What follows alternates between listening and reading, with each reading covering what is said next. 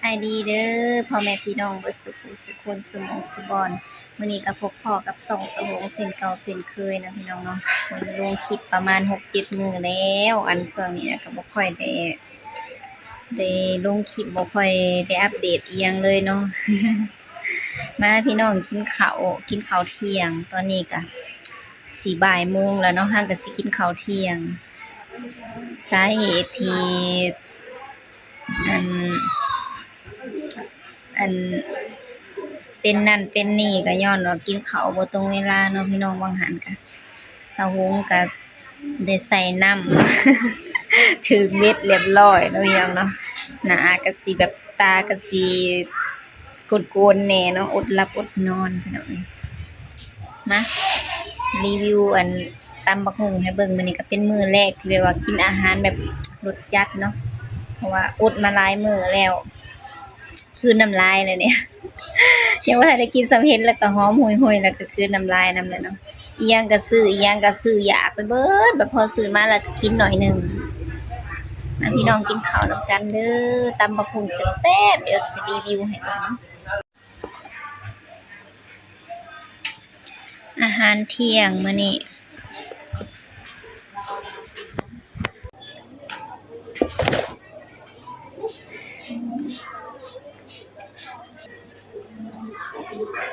สิกินข้าวผัดกับตำบักหุ่งแซ่บพี่น้องเคยกินแล้วเทื่อหนึ่งเนาะแซ่บรู้สึกว่าติดใจ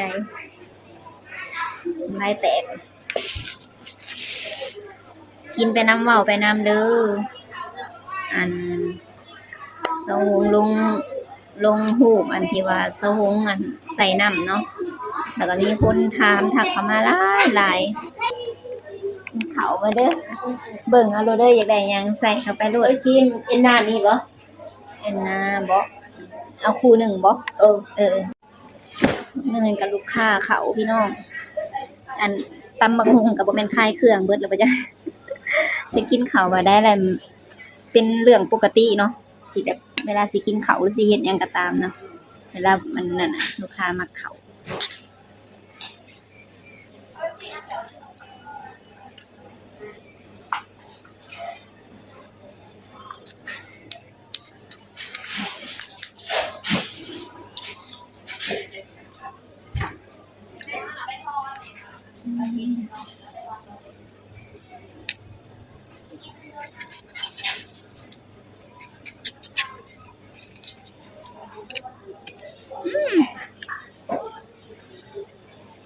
ตอนนี้น่ะขอกินก่อนเด้อหิวข้าวแฮง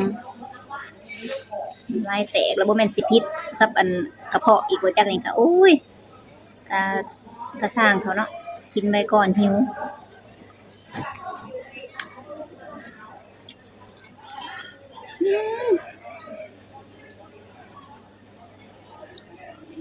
บ่ได้กินหลายมื้อ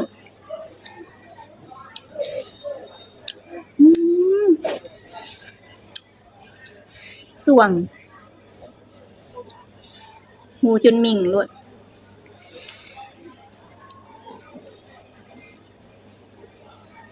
ปกติกินแต่อาหารจืดๆเนาะ2 มื้อ3 มื้อกินแต่จืดๆ2 มื้อพี่น้องมื้อนี้ก็เลยอดบ่ไหว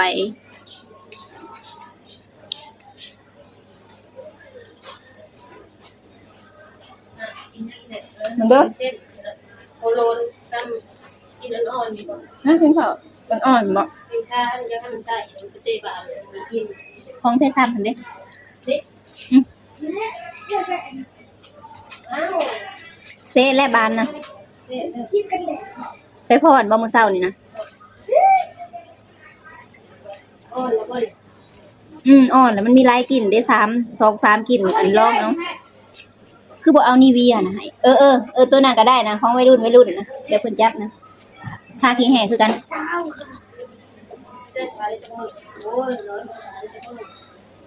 น้ำจีไปซั่นนี่แหละมันบ่ได้ทาหลายปานนั้นบีบหน่อยนึง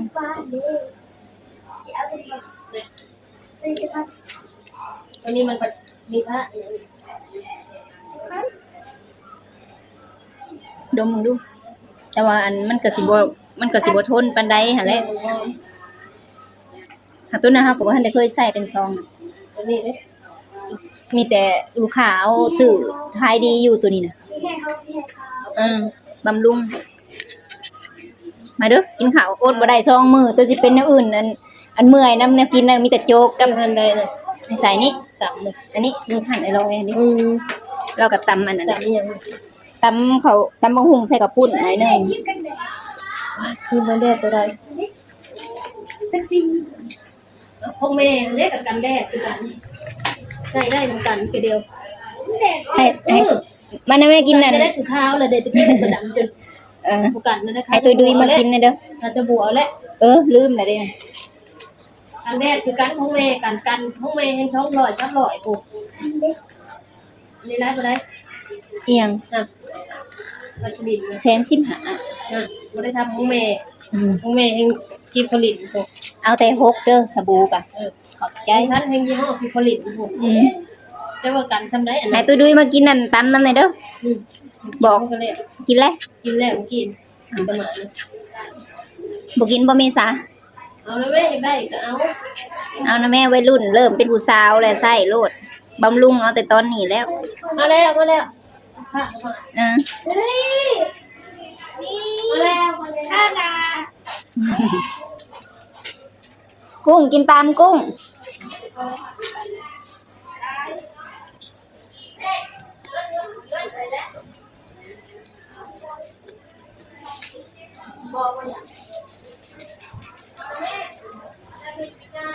เอานะแม่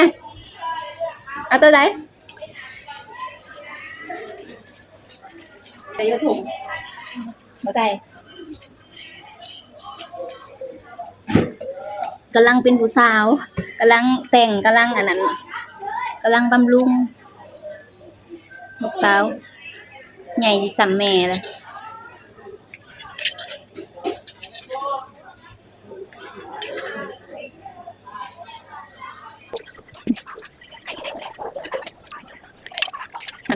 ต้องมันบอกว่าที่ของ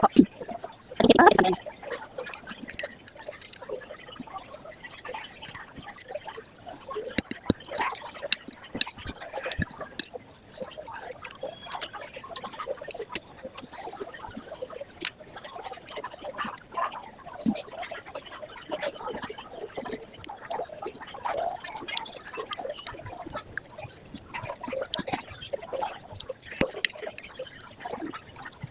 พี่น้องตอนนี้ก็กินข้าวแล้วเนาะสิมาเล่าเรื่องอันที่ว่ามื้อนั่นนะ เมื่อวานมื้อก่อนนี่เนาะที่สะโหงลงรูปที่ว่าใส่จอใส่น้ำเกลืออยู่ในนี้เนาะพี่น้องเนาะเป็นยังเป็นแป้วอยู่ ยังเป็นแป้วแดงๆอยู่นี่อันมื้อนั้นก็คือถือว่าหนักเนาะตั้งแต่แบบตั้งแต่เป็นมาตั้งแต่แบบว่าอันนี้สะโฮมก็บ่เคยมีอาการแบบนี้จักเทื่อเนาะบ่เคยเป็นแบบนี้จักเทื่อก็คือว่าอันนี้เป็นครั้งแรกเนาะน่ะกระเพาะกินเอียกับพี่นั่นแหละ ก็คือครั้งแรกที่สะโฮมเป็นกระเพาะและเป็นแห้งเนาะเป็นแบบแห้งกว่าทุกเทื่อที่เป็นปกตินี่มีแต่อันรู้สึกว่าแบบแน่นท้องบ่ท้องตึงท้องหยังสะบ่หรือแบบเล้อหั่นน่ะ แล้วก็กินยาอันเคี่ยวยาอันนั้นน่ะยำกินแล้วก็เซาเนาะแต่พออันทุกเทื่อเนี่ยกินแล้วก็เซากินแล้วก็เซาบ่พอเทื่อล่าสุดนี่น่ะคือแบบน็อกเลย น็อกเลยพี่น้องเอ้ยเว้าเรื่องอันนี้เว้าเรื่องกระเพาะเนาะสะโฮงน่ะเป็นกระเพาะพี่น้องขนาดว่าอายุส่ำนี้ก็ยังเป็นกระเพาะคันแม่นอายุหลายขึ้นไปอีกก็คือสิยากเติบแหละ อันเขาเจ้าแม่นางอันเก่งที่ว่ามาวันหนึงนี่นะเราว่าอุ้ยอันมาเราก็อันนั้นอะไรเนาะเราก็เห็นมื้อนั้นน่ะสะโฮงน่ะทั้งวินหูทั้งหากพี่น้องเอ้ยเราว่าคันว่าอายุยังน้อยอยู่ก็ยังเป็นกระเพาะก็ยังเป็นแฮงปานนี้อันคันแบบว่าคันแนวนี้น่ะมีลูกบ่ได้เด้เพิ่นว่าเนาะแต่สาวอันนั่นก็ว่ามีลูกบ่ได้พี่น้อง แบบว่าเฮาแบบต้องใส่ยาต้องกินยาต้องซักยาเนาะอันนี้เว้าเรื่องแบบว่าเราเว้าให้ฟังนะว่าคนที่เป็นกระเพาะเนาะคือแบบบ่สามารถมีลูกได้เนาะมันเสี่ยงเป็นว่ามันเสี่ยงกับเด็กน้อยสาวหงก็บ่เคยเป็นแบบแฮงวันนี้จักเทื่อเนาะมื้อวานนี่แหละมื้อก่อนวันที่11เนาะวันที่11ที่สาวหงกระเพาะขึ้นน่ะสาวหงทั้งวินหัววิ่งเนาะแล้วก็คือมื้อนั้นก็ปิดร้านบ่ได้เก็บร้านก็บ่ได้เฮ็ดหยังก็บ่ได้นั่งแบบเขาเจ้ามาฉีดยาให้เว้าก็ยังเว้าบ่ออกเว้าก็บ่ได้ทรมานคักพี่น้องการที่ว่าเป็นกระเพาะนี่บ่ฮู้บ่เคยเป็นจักเทื่อบ่เคยเป็นแฮงปานนี้จักเทื่อเนาะอันนี้ก็สิเป็นเทื่อแรกเนาะที่เป็นแล้วก็ไปซื้อยามากินก็บ่ลงพี่น้องยาน่ะก็หากออกเห็นบ่ หากออกอยู่เบิ่นนับได้อยู่ประมาณ7เทื่อหากน่ะจนแบบหนาเรืองเบิดจนแบบหนาจืดเบิดจืดอยู่แตะเก่าอันยัง ก็ยังไปจืดไปอีกเนาะก็คือจนเมื่อยจนล้าเนาะหากนะ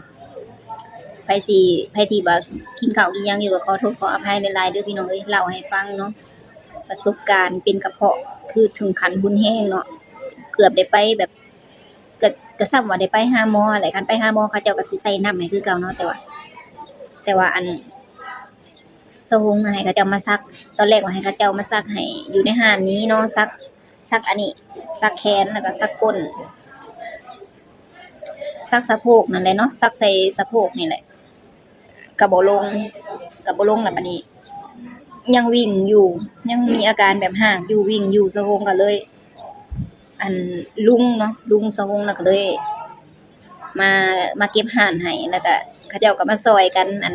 แม่นนางเพลงคนหนึงนี่ก็พากันซอยกันสนั่นหวั่นไหวอยู่ โอ้ยสะหงก็เว้าบ่ได้เนาะพี่ดอกแบบนั่งโจโคเวียนอันนั่งหลายก็วินหัวนอนก็วินเฮ็ดได้ก็วินมันหมุนไปเลยหมุนคือแบบตัวเองเนี่ยหมุนขวางๆเลยเนาะคือขี่ม้าหมุนนี่แหละคือขี่สิงสายเลยนั่นแหละตอนเป็นก็ยิ้มบ่ออกแล้วเนาะพี่น้องมีแต่อยากอันเมื่อยตอนเป็นนะถือว่าเป็นหนักเติบเนาะคันอยู่ผู้เดียวนี่บ่ฮู้ว่าสิเฮ็ดจั่งใดนี่แบบหลายคนก็เลยแบบเขาเจ้าก็ซอยแบบให้ผู้นั้นมาซักยาผู้นี้มาซักยาแล้วก็หลังจากที่บ่ไหวแล้วเนาะป้าก็ว่าอันให้ลุงมาเก็บห่านให้แล้วก็ซอยกันเก็บหลายคนซอยกันเก็บสะหงก็นั่งโจโคอยู่แล้วพอแบบเก็บห่านอีหยังแล้วก็ย่างขึ้นไปเฮือนคอยย่างขึ้นมาเฮือนเนาะมีนางกุ้งนะที่มักอันออกคลิปนำเนาะกับนางตุ้ยดุยน่ะย่างกันไปส่งอยู่เฮือนพี่น้องใครแต่เฮือนก็บ่ไกลเนาะย่างประมาณ2นาทีนี่แหละ2-3นาทีก็ฮอดแล้ววันนี้สะหงก็มื้อนอนอยู่เฮือนแล้วก็ให้อันแพทย์เพิ่นให้ทานหมอเพิ่นน่ะมาใส่น้ำให้อยู่เฮือนเนาะก็เลยมื้อนั้นน่ะก็บ่ได้ไปโรงหมอดอกพี่น้องเอ้ยตะกี้ก็ว่าสิไปแล้วก็บัดพอที่นี่แล้วว่านอนแบบเบิ่งก่อนเบิ่งอาการก่อนเพราะว่าสะหงก็ขึ้นไปเฮือนก็ไข้แน่แล้วเพราะว่าซักยา2เข็มซักยา2เข็มเจ็บก็จนบ่จักเจ็บ เขาเจ้าซักให้แค่โอ้ยอย่าเด้อบัดนี้อย่าเป็นอีกเด้อเนาะพี่น้องเนาะคันเว้าเรื่องเจ็บเรื่องเป็นนี่ก็ทรมานคักคือหยังนี่บ่มีไผอยากให้เป็นหรอกแต่ว่ามันก็ห้ามบ่ได้เนาะเว้าเรื่องกระเพาะนี่โอ้ยยอมแล้วเนาะบ่เคยเป็นแฮงปานนี้จักเทื่อเนาะเราก็เป็นนี่แหละสุดก่อนน่ะก็กินยาแล้วก็ลงแต่ปกติก็กินยาแล้วก็ลงรู้สึกว่าแน่นท้องแล้วก็กินยาแล้วก็ลงแต่ว่าล่าสุดนี่หนักเติบเนาะแล้วก็บ่ได้กินของเผ็ดของอันนั้นมาค่ะ2-3มื้อ มื้อนี้อดบ่ได้มื้อที่3นี่ก็เลยแบบน้ำลายแตกเนาะจัดเพิ่นซะพี่น้องเอ้ยนั่นแหละสาเหตุที่บ่ได้ลงคลิปบ่ได้ลงอิหยังก็จักอิหยังหลายอย่างหลายแนวเนาะสะหงก็บ่ได้ลงคลิปแล้วก็มาเว้าให้ฟังเนาะแล้วก็ FC เพิ่นก็ถามเนาะ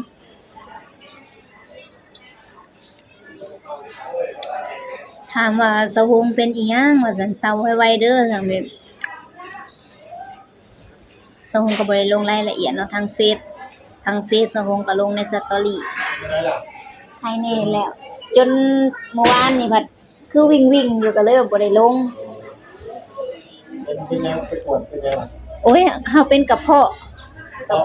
กระเพาะแล้วก็ทั้งหากทั้งวินกระเพาะลมบ่เขาเอิ้นแล้วก็ เราเวลา แม่นๆคือเจ้าอันมาเก็บเงินน่ะเนาะก็2โมงแล้วอันแต่ละเดือนก็กินข้าวคือนั่นนี่แหละ กินประจำ เออจะสิว่าแนวใด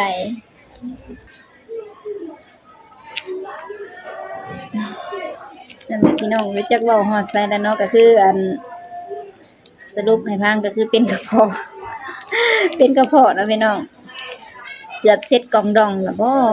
อันนี้ก็ยังบ่หลาบอยู่มันยังมากินนั่นตำหุงใส่อู้ยจะแม่นซะ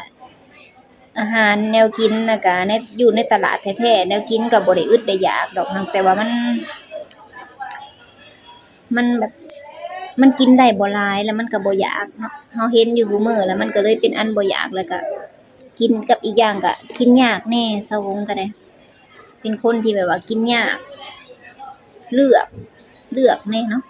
เลือกแนวอยู่แนวกินเนี่ยมันก็เลยเป็นอันแบบหาแนวกินยากถามว่าแนวกินน่ะมันมีบ่มันมีหลายพร้อม